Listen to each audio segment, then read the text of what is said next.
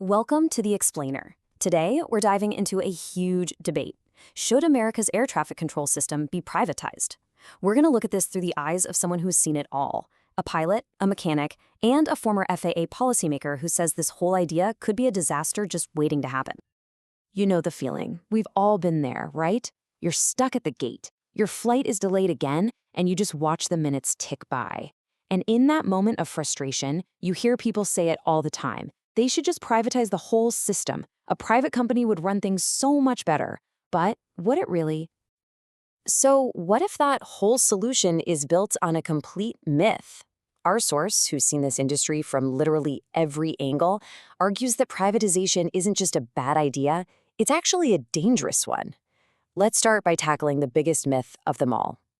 Okay, first up, we have got to talk about the number one argument you always hear for privatization.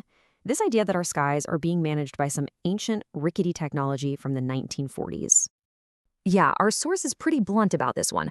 People who want to privatize love to paint this picture of controllers using, tin cans and string.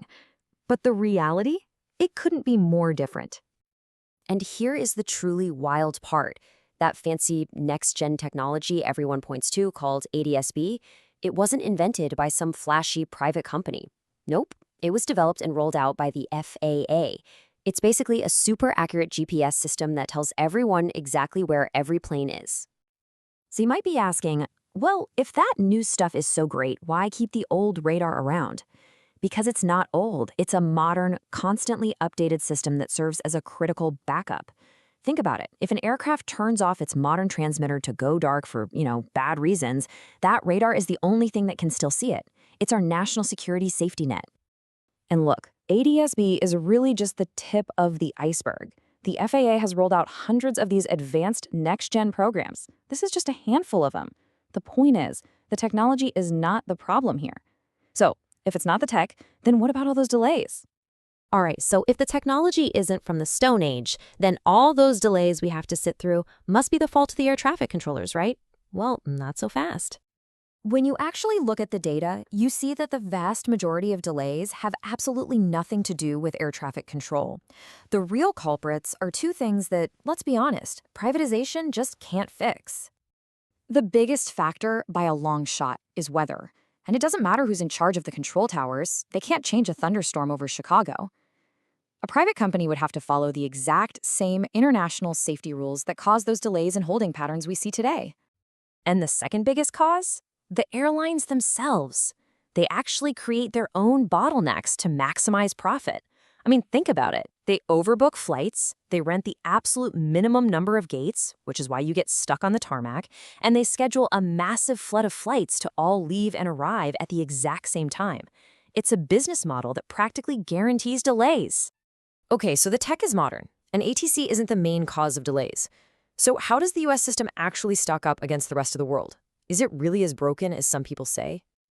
Far from being broken, the FAA manages the most complicated and crowded airspace on the entire planet. And it does that while having the best safety record in the world. Around the globe, people in aviation don't see the FAA as some backwards organization. They see it as the gold standard, the best of the best. And this, right here, brings us to the absolute heart of the argument against privatization. A fundamental and really dangerous conflict of interest. It really boils down to this basic conflict.